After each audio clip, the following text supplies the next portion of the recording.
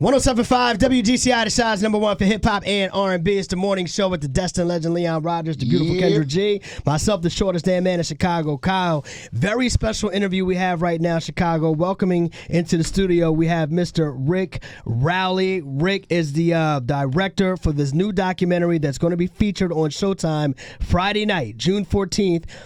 Course about Laquan McDonald and the shooting that took place. The name of the documentary is 16 Shots. Rick, we want to welcome you to the show. How you feeling? Thanks so much for having me. Great to be here. This is something that, as a morning show here in the city of Chicago, we spent a lot of time talking about the Laquan McDonald when the tape first got leaked and the response and the public buildup.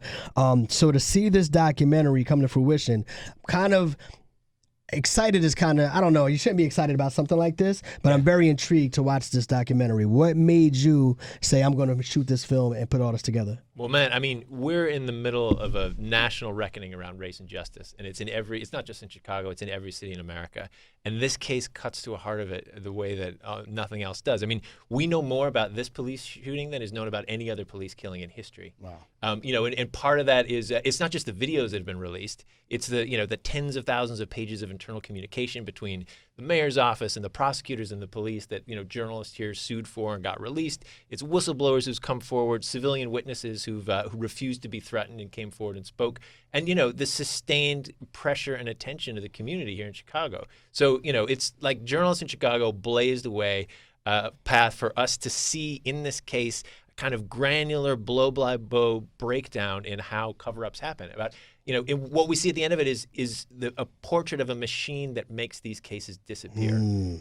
Absolutely. Well, I feel like we're in Chicago, so we lived through this. So what are some of the things that you think we might learn that we may not already know from the Showtime documentary? Yeah, that's right. I mean, it's great to be here. I mean, the kind of the story arc here is 4 years long. Yeah. Right? I mean, so the city here was focused on this story for such a long time. I mean, so but there's still some new things out there. Like there's interviews with civilian witnesses who describe being threatened by police. Those haven't been out there before. There's a bunch. You'll find details all along the way, but I think the most powerful thing is to see these characters who we interviewed multiple times over the course of 3 years kind of change and evolve. I mean, on both sides. So we have the former head of the FOP, Dean Angelo, Gary McCarthy, police superintendent, Dan Herbert, the lawyer for Van Dyke, as well as the community voices, the journalists and the folks who were pushing for kind of transparency the whole way along. So I think this will be the first time that you'll be able to see that entire sort of struggle play out from the moment Laquan is shot till the immediate aftermath of the verdict. Oh, I want to ask you a question. You being the journalist or the filmmaker that put this together, what was your gamut of emotions? Because you got to talk to both sides. Like a lot of times people don't get to talk to both sides in depth. So you're not only talking to Laquan's people and the people that are for Laquan, but you also talk to the other side who, when I seen some interviews, had some pretty disparaging things to say about the young man. So how did that make you feel, trying to stay neutral but yet still wanting to give everything, keep everything tight? Yeah, no, absolutely. I mean, it's important for us, like, we actually want to understand how the system operates, right? How the police as an institution operates, how the prosecutors operate, not just have them reduce them to kind of a caricature, which they sometimes can appear to be, right? But to really understand where that institution is at. What emerges from this, like what emerged from this process of filming is there's just two completely different worlds, right? I mean, there's a set of facts that everyone has to agree on. Laquan McDonald was shot 16 times by Officer Van Dyke, and he died. A fact. We all agree with that. Everything else we disagree about. I mean, in one universe, Laquan is an offender, a dangerous individual who is a threat to those officers. In another like universe, a universe that I think probably includes most of the city, the only victim in this is Laquan, and the offender is Jason Van Dyke. But the battle over the meaning of this case that began the moment that Laquan was shot, continues till today. There's this one moment that kind of jumped out to us. We were reviewing all of the tapes and evidence that we had there. So we got the 911 tapes from, the police dispatcher tapes from the night of. A few minutes after Laquan is shot, the dispatcher radios in and says, "I need to get the status of the victim's condition." She's immediately corrected by the officer on the scene. They said, "Offender."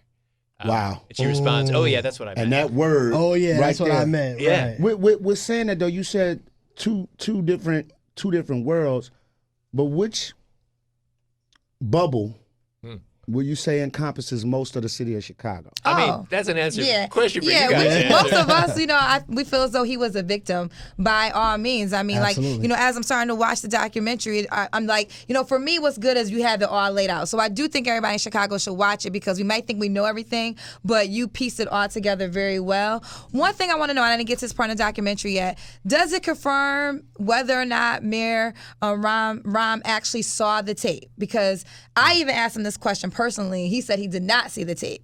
So will we get that information? Because obviously we have our own feelings that he didn't run again for mayor because of all the backlash he would have received from the Laquan McDonald cover-up. But does your documentary confirm whether or not he saw the tape? Well, so that is it's a fascinating question. I mean, we have, Anita Alvarez is interviewed multiple times, and she is convinced that he saw the tape before she did in the days immediately afterwards. I mean, for the mayor to come out now after he's out and say that he didn't see the tape. I mean, I don't know if he's lying or if he's just being deeply dishonest by pretending like he didn't know how severe this case is. Because we know, and we reveal in the film that he had the tape. Like his senior staff had all seen it. All of the senior staff of the police department had seen it. They were sending emails back and forth concerned about it. He sent his lawyer out to, pay out a $5 million settlement to prevent the tape from being released before his reelection happened. So, I mean, he was aware. God. He was aware of the significance of this case.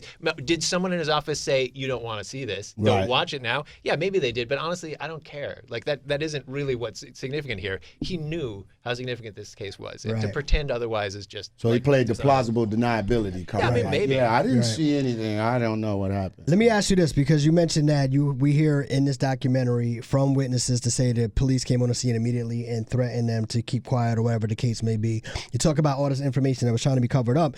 Did you personally receive any pushback when it was discovered that you were putting this documentary together? Were there people out there to say, "Yo, we already have enough attention on this case, and you want to come make a documentary movie about it for the world to see? We don't want that." No, I mean, we were never threatened in any way, and I was actually, I mean, it was very heartening, really, that so many of the main characters in this wanted to come forward and talk. I mean, we talked to everyone we wanted to. We talked to Gary McCarthy and Anita Alvarez. We talked to all of the main players. The only people who stonewalled us were the mayor's office. But also, I don't want to pretend like the mayor is the bad guy who's responsible for everything. Like who's I mean, this what you see at the end of this is that it's not about individuals. It's about this entire system that makes this thing happen. Like at every step of the way, there are hundreds of people involved in this cover-up, and each of them believes that they're just doing their job, right? Gary McCarthy, you brought him up because he was superintendent at the time. Yeah. I mean, he has a lot of role to play because he didn't fire him. Does he admit that I was wrong for keeping him, as a police officer? What are we going to get from him in this documentary? I mean, everyone, once the, heads rolled with this case. Yeah, he did. Right? Like, a lot of people fell on the sword. Yeah. So, and when that happened, the institutions of the city started to turn on each other. And so Gary McCarthy is going to say that the police were the scapegoats for this, that the mayor controls the police department, that the mayor could have released the video at any point. And he's not wrong about that, right? Anita Alvarez, makes kind of similar claims about this. Who does she blame? She also blames the mayor. Everyone's kicking up, right? But I mean, I don't. And again, I think they all like. Who could have fired? Okay, but my question is, who could have fired Laquan McDonald right away? Could the superintendent have did that? You mean Jason Van Dyke? I'm sorry. Thank you for correcting me. Jason Van Dyke right away, the officer. Who could have took away his badge and said you were wrong for this? Who could have did that? I mean, he could have been arrested. He could have been arrested immediately afterwards by the police. So then they're the ones to blame. He could have been charged. All of the evidence that Anita Alvarez had when she brought charges against Jason Van Dyke, the day before the video was released. All that evidence. She's wrong in that, though, because she took a year and a half to do that, so I'm not on her side either. Totally. Right. No, she had that evidence 2 weeks after the shooting happened. And why didn't she pursue it? Part of that machine.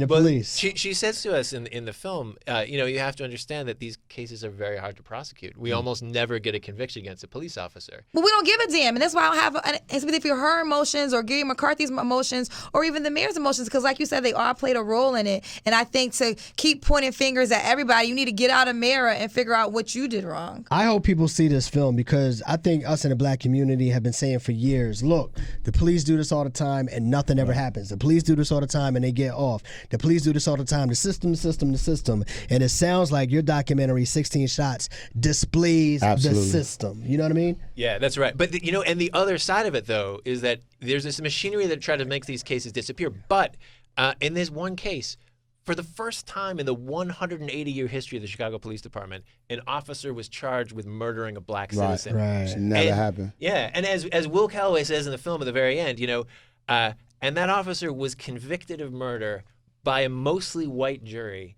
in front of the entire nation. And that's what I wanted to ask that when I asked the question about the two separate bubbles. I know from our standpoint, being African American station, yes, we like, oh my God, this shouldn't have happened. But I wanted to know what, like, the north side, the whiter side of Chicago, let's just be honest, how did they feel about it? Did you talk to any of them? Like, how did they feel? Well, so when, right after the verdict, which is this amazing moment in the city, Dan Herbert, the lawyer for Jason Van Dyke, who's been a police officer his entire life and then represented cops ever since he left the force, says this verdict has made him lose faith in the justice system.